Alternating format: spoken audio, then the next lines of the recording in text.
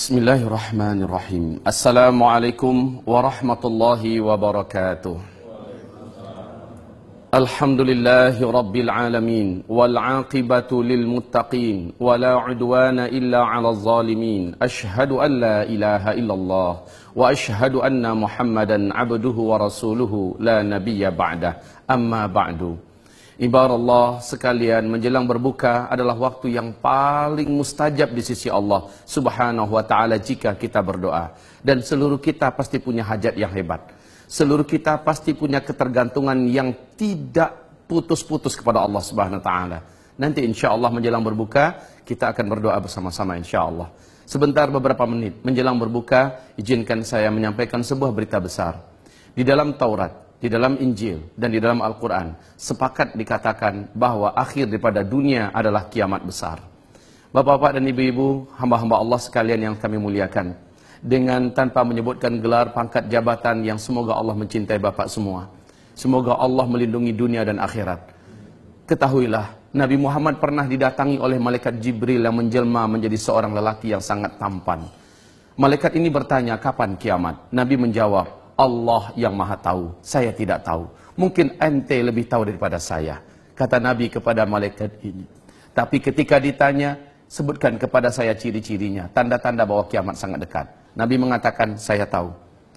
Apabila engkau menemukan suatu zaman, orang yang hidup pada zaman itu dulunya miskin, kere, penggembala ternak, tidak memakai alas kaki dan telanjang dada. Tiba-tiba mereka menjadi kaya raya dan berkuasa, lalu mereka berlomba-lomba membangun gedung-gedung yang tinggi. Jika zaman itu sudah engkau temukan, maka jarak antara engkau dengan terjadinya kiamat sungguh sudah sangat-sangat dekat sekali. Bapak-bapak, hamba-hamba Allah dan ibu-ibu yang kami muliakan, Imam Ahmad bertanya kepada Imam Ahmad, ini dari hadis Imam Ahmad, Abu Hurairah bertanya kepada Rasulullah, ya Rasul, siapakah orang yang engkau maksud? Miskin, penggembala ternak, tidak beralas kaki, bertelanjang dada, tiba-tiba menjadi kaya raya dan berkuasa, lalu berlomba-lomba membangun gedung-gedung yang tinggi. Siapa yang engkau maksud ya Rasulullah? Nabi menjawab, humul Arab, mereka adalah bangsa Arab. Hamba-hamba Allah sekalian, kita perhatikan sekarang. Arab sebelum minyak bumi ditemukan masih disebut dengan Jazirah Arab. Miskin Pak, seperti tidak punya harapan hidup dan tak punya masa depan. Tapi ketika minyak bumi ditemukan, mereka langsung memecah diri menjadi 7 negara. Arab Saudi, Kuwait, Qatar, Bahrain, Uni Emirat Arab, Oman, dan Yaman. Masing-masing mereka menjadi negara petrodolar. Kaum muslimin, lihat sekarang apa yang dibuat oleh negeri Arab. Di Arab Saudi, di Mekah Al-Mukarramah, gedung-gedung tinggi pencakar langit sudah mulai saling berlomba bermunculan. Lihat di Madinah Al-Munawwarah, Masjid Nabawi kayak tenggelam oleh hotel-hotel mewah di sekitar Masjid Nabawi berbintang 5. Silahkan pergi ke Riyadh. Siapa yang tidak kenal semacam kota metropolitan ala Eropa dibangun di masa Salman menjadi gubernur. Sekarang megah mewah. Silahkan datang ke Jeddah. Siapa yang tidak tahu dengan kondisi Jeddah hari ini kaum muslimin. Lihat Kuwait, ibu kota Kuwait. Ya Allah ya Rabbi, silau mata kita menyaksikan pembangunan yang sangat menakjubkan. Datanglah ke Dubai, datanglah ke Abu Dhabi. Lihat ibu-ibu kota yang ada di Arab hari ini. Ada perlombaan yang serius membangun gedung-gedung yang tinggi. Dulu mereka miskin, penggembala ternak. Tiba-tiba mereka menjadi kaya, lalu berlomba-lomba membangun gedung-gedung yang tinggi. Hari ini bapak-bapak yang kami muliakan, gedung tertinggi di dunia adanya di Dubai. Namanya Burj Khalifah. Ketinggiannya 868 meter. Tetapi sekarang di Jeddah masuk tahun ke-6 sedang dibangun gedung tertinggi di dunia yang akan mengalahkan gedung yang ada di Dubai. Namanya Kingdom Tower. Ketinggiannya 1,2 km. Diperkirakan 2018 selesai. Yang membangun adalah orang terkaya nomor 5 di dunia. Pangeran Al-Walid bin Talal yang akan menghabiskan dana diperkirakan 124 triliun. Kaum muslimin, mereka miskin, penggembala ternak, tapi sekarang sudah kaya raya, berlomba-lomba membangun gedung yang tinggi. Nabi bersabda, jika zaman itu engkau temukan, maka jarak antara engkau dengan kiamat sudah sangat dekat. Sudah sangat dekat. Kenapa ulama-ulama dunia sekarang banyak yang menangis, dan mereka menulis, membicarakan dengan serius bahwa kita sudah di akhir zaman. Mari kita lihat pada fakta yang lain. Kaum muslimin, Nabi mengatakan, umat beriman di bumi ini hanya ada 5 fase. Fase pertama adalah fase kenabian, aku yang memimpin mereka. Fase ini berakhir dengan wafatnya Nabi Muhammad. Yang kedua adalah fase di mana para khalifah yang memimpin selama 30 tahun. Dan itu berakhir dengan wafatnya Khalifah Ali bin Abi Thalib. Fase yang ketiga, khalifah-khalifah yang menggunakan sistem kerajaan. Di dalamnya ada 3 dinasti. Dinasti Bani Amawiyah, dinasti Bani Abbasiyah, dan dinasti Bani Utsmani. Dinasti ini telah berakhir pada tanggal 3 Maret 1924. Runtuhnya Khilafah Islamiyah Al-Utsmani di Turki. Akhir fase ketiga. Kita masuk fase keempat, yaitu fase umat Islam tidak dipimpin oleh seorang khalifah pun. Tidak ada kekhalifahan di muka bumi. Inilah fase kita sekarang. Pada fase ini Nabi mengatakan Islam jadi pecundang. Kaum muslimin jadi bulan-bulanan.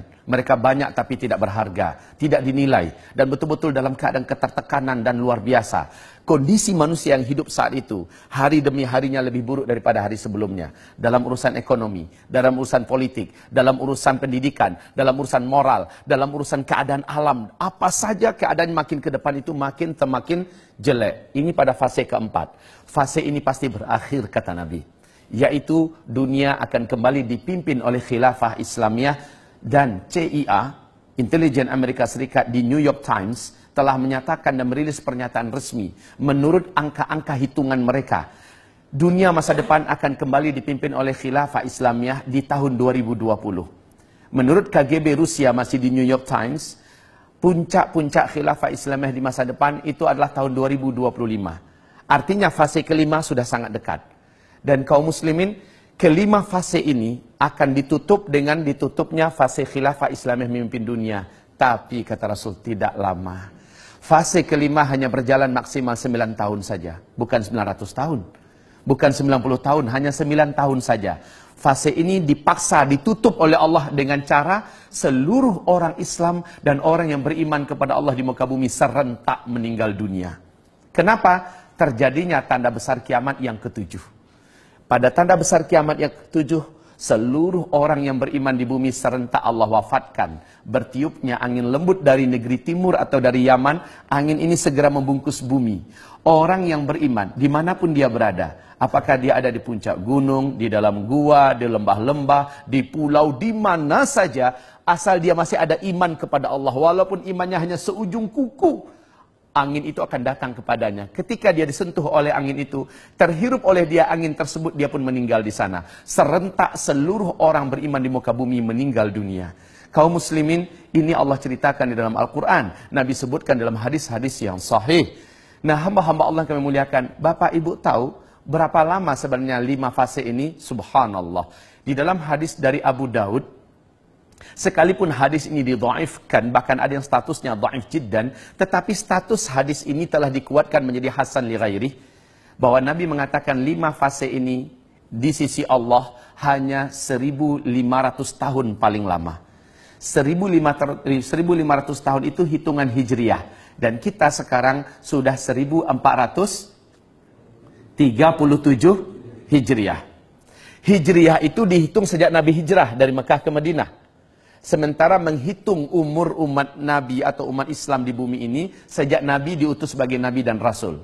Sampai wafat serentak umat Islam di dunia, barulah 1.500. Kalau sekarang 1437, 13 tahun belum terhitung di Mekahnya Nabi, ditambahkan ke 1437. Berarti sekarang sudah 1450 kita orang Islam di bumi ini hidup. Maknanya di hadapan kita, wahai hamba-hamba Allah yang kami muliakan, di hadapan kita untuk orang Islam hanya tersisa paling lama 50 tahun lagi. Lalu kita semua akan Allah wafatkan serentak. Siap nggak siap kita, terima nggak terima kita, Allah telah menetapkan sebagai penguasa absolut di langit dan di bumi. Bapak mungkin tercengang mendengarkan ini.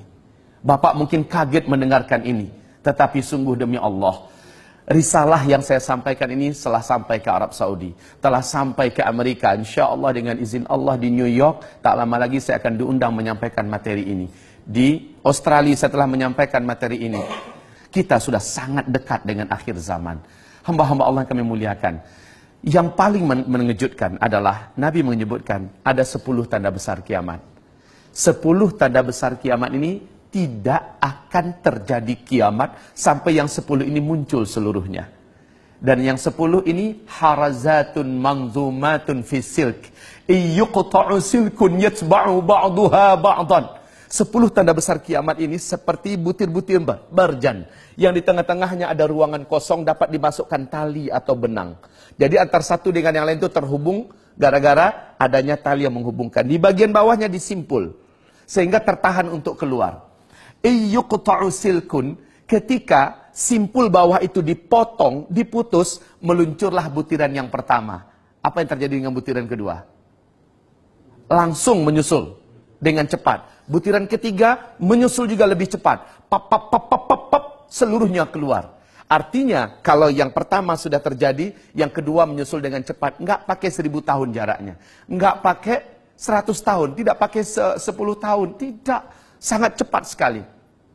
10 tanda besar kiamat ini yang pertama adalah terjadinya dukhan.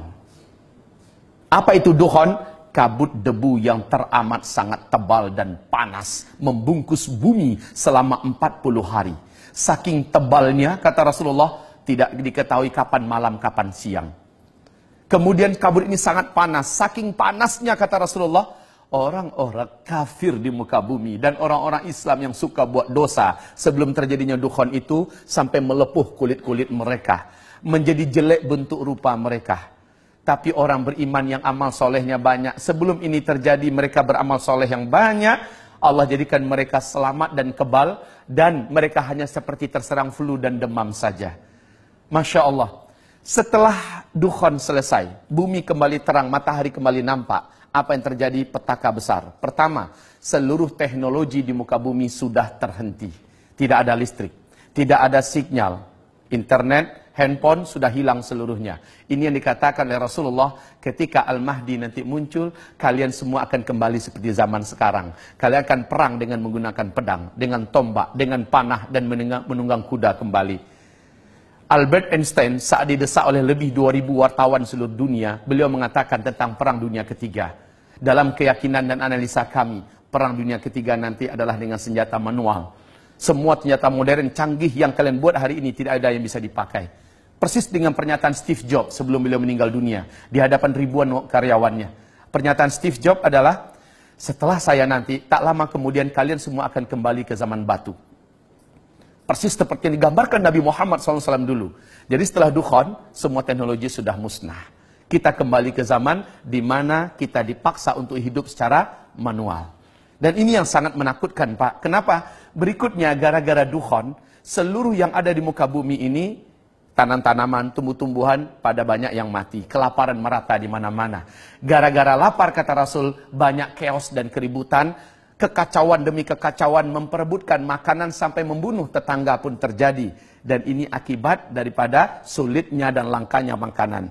Iklim udara menjadi sangat panas. Setelah itu manusia mulai putus asa hidup. Sampai-sampai orang yang paling kuat imannya, kata Nabi, kalau lewat dekat kuburan dia berkata, alangkah enaknya orang yang dalam kuburan itu kalaulah saya bisa ditinggal di dalam seperti mereka. Ini orang beriman loh ngomong. Sementara orang yang tidak beriman, mereka akan putus asa hidup. Mereka hanya memilih salah satu di antara dua cara. Menjadi brutal untuk mempertahankan hidup, atau bunuh diri, mengakhiri hidup. Setelah itu, Masya Allah, waktu azan masuk, Bapak Ibu, silakan berbuka. Air sudah ada di hidangan Bapak-Bapak. Semoga Allah menerima amal ibadah puasa kita. Sambil Bapak berbuka, izinkan saya 5 menit lagi, boleh? Silakan Bapak berbuka. Semoga Allah terima amal ibadah puasanya. Saya lanjutkan sedikit, Bapak Ibu. Kemudian kata Nabi, setelah itu keluarlah Dajjal. Tidak seorang Nabi pun dan Rasul pun yang ada di muka bumi ini, terima kasih, melainkan memperingatkan umatnya masing-masing tentang Dajjal. Dajjal ini memiliki kemampuan yang menyebabkan seluruh dukun dan dunia sujud kepadanya. Dajjal ini mampu menurunkan hujan dari langit, menghidupkan semua orang yang ada di dalam kuburan, padahal seluruh mereka yang hidup itu adalah dari bangsa jin dan setan yang menjelma dari orang-orang yang dulu pernah hidup. Dajjal ini akan menyebabkan manusia-manusia menguap imannya dan mereka menjadi murtad kepada Allah. Bapak Ibu, Dajjal mengaku sebagai Tuhan. Dan banyak yang percaya. Banyak yang sujud menyembah Dajjal. Dan yang paling banyak menyembah Dajjal, kata Rasulullah, dari umatku nanti adalah kaum wanita. Sementara tanda-tanda Dajjal akan keluar di dalam hadis Sahih Muslim ada dua. Yang pertama, apabila pohon-pohon di kebun kurma Baisan sudah tidak berbuah. Bapak tahu perkembangan sekarang? Pohon-pohon kebun kurma Baisan itu letaknya di Yordania dekat perbatasan dengan Palestina. Sekarang sudah masuk tahun ke-6 tidak berbuah 100%. Sudah tidak berbuah 100%. Bahkan batang-batang pohon ini cenderung mati sekarang, Pak. Yang kedua, dalam hadis Sahih Muslim, apabila Danau Tiberias yang sekarang adalah pusat sumber air utama bangsa Yahudi di Israel, ya, apabila Danau Tiberias menyusut airnya dan berkurang terus. Ketahuilah Bapak-bapak yang kami muliakan, sejak tahun 2003 sampai 2013, Danau Tiberias yang dalamnya dari permukaan sampai dasar itu hanya 45 meter, telah susut 16 meter. Pemerintah Israel sangat-sangat ketakutan hari ini. Sehingga di TV resmi mereka, masih ada di YouTube itu, mereka umumkan ketakutan mereka yang tidak bisa dibuat. Apalagi akhir 2015, Danau Tiberias, bagian dasar yang paling menonjol dari dasar Danau Tiberias itu sudah nampak kayak pulau-pulau kecil, Pak, di atas permukaan danau. Artinya apa? Semakin susut. Dan ini adalah pertanda besar Dajjal akan keluar. Tidak ada satupun manusia di muka bumi yang sanggup mempertahankan imannya jika ia berjumpa dengan Dajjal. Rasulullah bersabda, tidak ada satu kota pun di muka bumi ini melainkan Dajjal akan masuk ke dalamnya. Hanya Mekah dan Madinah yang Dajjal tak mampu masuk. Baik fisiknya ataupun kesaktian kemampuannya tidak bisa menembus Mekah, Madinah. Kita yang ada di Jakarta, kita yang ada di Indonesia, tidak lama lagi akan menyaksikan banyak para ulama yang menangis dan berkata, hadza zamanu khurujid Dajjal. Inilah zaman di mana Dajjal itu akan keluar. Inilah zaman di mana Dajjal itu akan keluar. Ya Allah, kalaulah kita tidak jaga diri kita dan iman kita benar-benar, kalaulah tidak jaga keluarga kita, pasti kita akan termasuk orang yang tidak mampu selamat. Pasti kita termasuk orang yang akan menjadi penyembah Dajjal. Na'udzubillah. Saya sampaikan ini kepada Bapak dan Ibu dengan sangat super cepat, Bapak Ibu yang kami muliakan. Saya sampaikan ini bukan untuk membuat Bapak jadi apatis menghadapi hidup ke depan. Tidak. Saya sampaikan ini malah buat semangat hidup. Seperti sahabat-sahabat Nabi ketika diuraikan tentang akhir zaman, mereka mengatakan ini akan terjadi di zaman kami. Lalu dampak yang terjadi apa? Mereka bersemangat memanfaatkan umur yang ada untuk mencari bagaimana timbangan amal mereka menjadi berat di sisi Allah. Mereka bekerja dengan amanah. Mereka betul-betul maksimal menggunakan waktu mereka menjadi manusia-manusia yang paling terbaik. Bila datang panggilan azan, mereka tidak mau lagi menunda waktu untuk melaksanakan sholat. Sujud di hadapan Allah, menangis lama-lama. Mereka maksimal berjuang.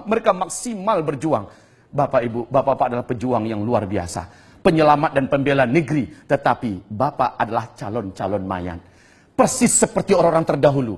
Mereka telah berbungkus kain kapan dan telah dilarikan ke dalam tanah, kembali ke asalnya. Lalu apa yang kita punya? Pangkat jabatan kita tidak berguna. Saat itu yang berguna adalah iman yang kita miliki. Amal yang kita sudah buat. Hanya itu. Ini akhir zaman. Tidak pun karena akhir zaman kita juga akan di stop oleh Allah dari kehidupan ini. Dan ini adalah sunnatullah. Wahai hamba Allah, ini Ramadan. Anggaplah ini Ramadan terakhir kita. Boleh jadi kita ke depan sudah ada di alam yang lain. Ya kan? Kita tidak tahu rahasia apa yang akan Allah sembunyikan untuk diri kita. Yang pasti masa depan sudah semakin gelap. Tetapi kita masih hidup sekarang. Selagi masih hidup, maksimallah berbuat. Maksimallah berbuat. Jadilah manusia-manusia terbaik yang akhirnya dapat dibanggakan di bumi, dapat dibanggakan di langit, di dunia bahagia, di akhirat di dalam surga. Amin ya rabbal alamin. Mari kita berdoa. Kita harapkan doa ini naik ke langit dan Allah turunkan segala kebaikan untuk kita semua. Astaghfirullahalazim, astaghfirullahalazim, astaghfirullahalazim. Alladzi la ilaha illa huwal hayyul qayyum wa atubu ilaih. Allahumma ighfir lil muslimina wal muslimat wal mu'minina wal mu'minat al ahya'i minhum wal amwat bi rahmatika ya sami'un qaribun mujibud da'awat. Ya Allah, ya Rahman, terimalah amal ibadah puasa kami satu hari ini ya Allah. Dan jadikanlah berbuka kami ini adalah berbuka yang kau berkahi ya Allah. Berilah kami kegembiraan dengan menjadi ahli surga karena kami telah mematuhi agamamu ya Allah. Ampuni dosa-dosa kami di masa lalu yang pernah kami buat dalam keadaan lupa, dalam keadaan sadar atau tidak sengaja. Kami adalah manusia, bukan malaikat ya Allah. Dan kami punya nafsu serta digoda syaitan. Pasti banyak dosa maksiat yang sudah kami buat. Ampuni dosa-dosa kami ya Allah.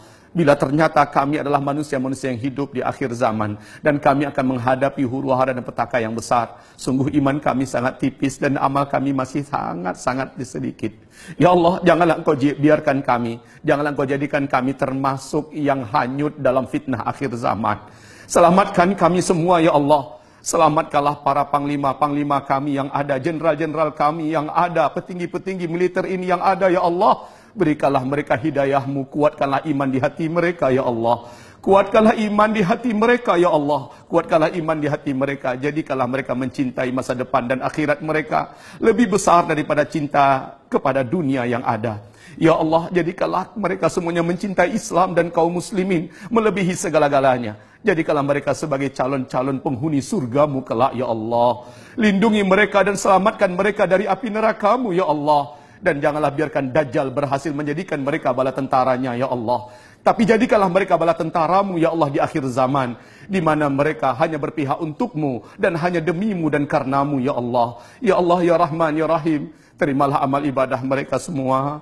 Terimalah solat mereka, puasa mereka, umrah dan haji mereka, sedekah dan infak mereka. Jadikanlah hati mereka mengkilat terang benderang karena cahaya iman yang Kau masukkan. Ampuni, ampuni, ampuni seluruh mereka, kami semua tanpa terkecuali. Ya Allah, selamatkanlah keluarga kami seluruhnya dari fitnah dan huru-hara petaka akhir zaman. Ya Allah, ampunilah seluruh apapun yang sudah kami buat dengan terpaksa atau dalam keadaan sukarela. Apapun yang sudah kami buat, ampuni seluruhnya ya Rabbal Alamin. Ya Allah ya Rahman, Ya Allah ya Rahim, Ya Mujibas Sa'ilin, inna natubu ilaik wa nastaghfiruka ya Rabbal Alamin. Rabbana atina fid dunya hasanah wa fil akhirati hasanah wa qina adzaban nar. Subhana rabbika rabbil izzati amma yasifun wa salamun alal mursalin walhamdulillahi rabbil alamin. Allahumma amin. Sallallahu alaihi wasallam. Demikian dari saya, mohon maaf setelah mengambil waktu Bapak lebih daripada waktu berbuka. Mari kita baca surat Wal Asri Bapak-bapak. Bismillahirrahmanirrahim.